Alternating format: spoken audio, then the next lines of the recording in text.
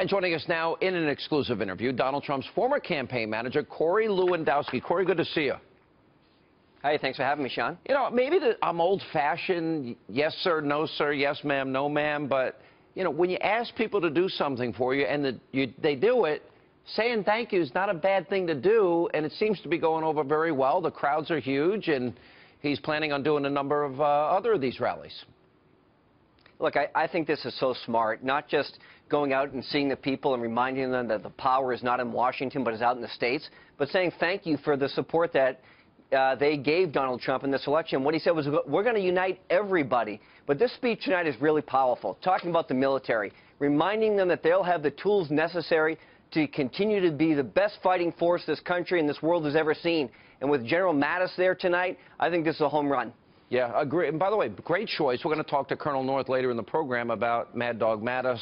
I know the military is very happy with that.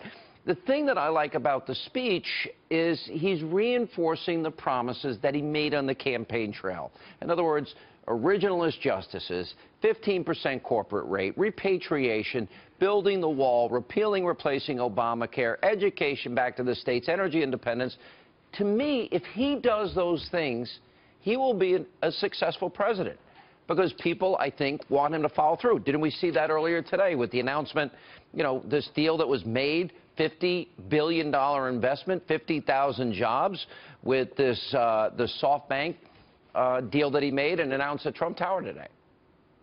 Well, we saw that, plus we saw just last week 1,100 jobs saved in Indiana. Those are hardworking Americans who are going to be able to keep their jobs here and have a great Christmas, where it's okay to say Merry Christmas again. Look, Donald Trump in the first 4 weeks of his presidency has done more to help this country than I think Barack Obama has done in the last 4 years. Now, I know that's a strong statement, but what we see is a commitment to our military, again, a commitment to our businesses to reduce the amount of government regulations so that they can continue to grow and grow our economy. Not at 1%, not at 2%, but at 4%, 5%. Lower the corporate tax rate so that our country can be competitive in a global marketplace. That's what we have. Look, his presidency is summed up in 2 words, America first. I love it. Yeah, you know, look, if these 2 deals that he made before becoming president begin to define a pattern, then Americans will get back to work, out of poverty, off of food stamps.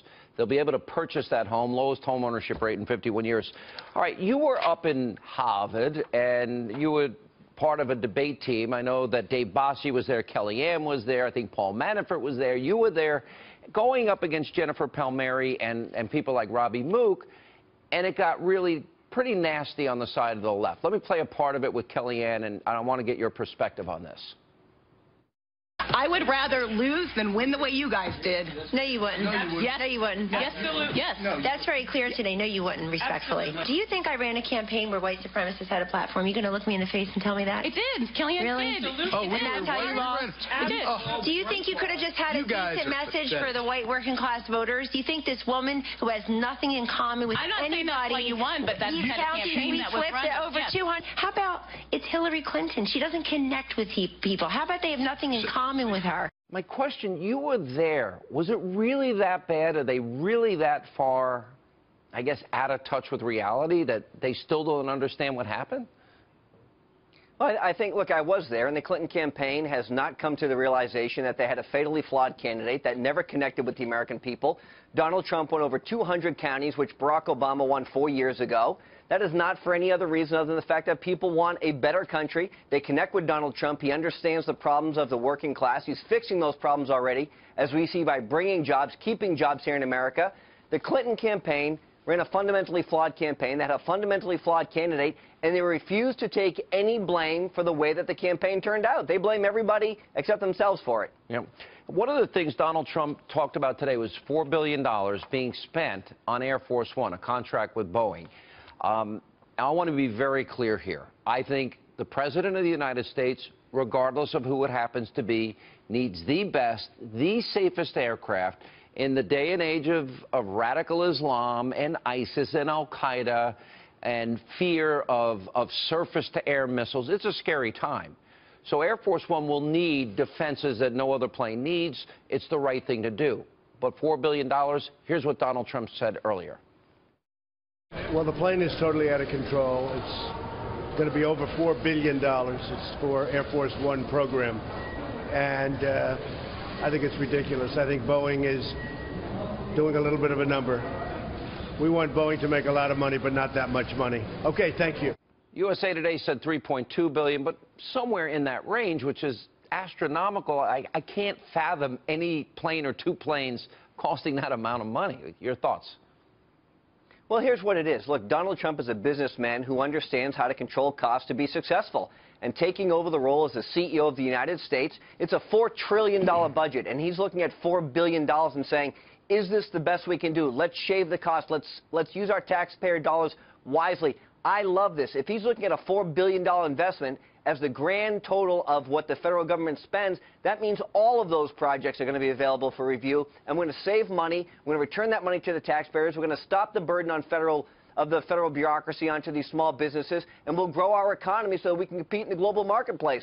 Why are we spending $4 billion if the plane really should be a $2 billion plane? I agree with Donald Trump. Yeah, look, you got to watch out for the taxpayers' money, especially when we have $20 trillion in debt and nearly $200 trillion or $125 trillion in unfunded liabilities.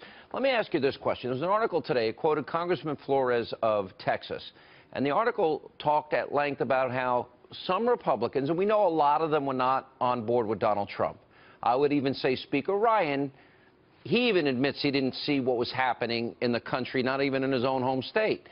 But the gist of the article was, oh, let's just pass those things that we agree with Donald Trump about, like cutting taxes, reforming the tax code, the easy things, and then the things we disagree on we'll deal with later.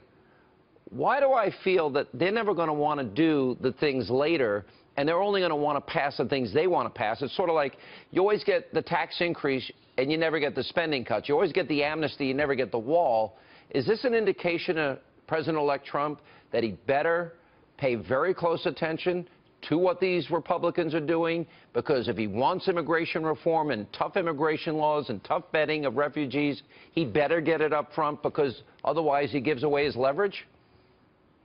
Well, I think so. Look, I think the first 100 days of this administration are going to be critical to make sure that his agenda is being accomplished and being put forth. And he is going to Washington, D.C. with a mandate. And I think the Republicans have to recognize that. He won more electoral votes. You agree with me. Don't give up your leverage. Ronald Reagan's re-election. You don't trust the Republicans any more than I do. Look, I don't. And what I know is that Donald Trump is a businessman, and he knows how to accomplish deals. He knows how to make sure that people both walk away from the table happy. But he's also made a promise to the American people. And that promise is to build a wall on the southern border and to protect U.S. citizens. And the number one job of a president of the United States is to make sure that your citizens, both here and abroad, are safe. That is what he's going to do. And no congressman, no member of the United States Senate is going to stop him from doing that. By the way, isn't it better to be on a network where it's not 10-on-1? Well, look, I'll tell you, I've got a lot of friends at the other side, but it's nice to be here when we both agree that Donald Trump is the right candidate for president of the United States. All right, Corey Lewandowski, stay right there. We'll be right back with him right after the break.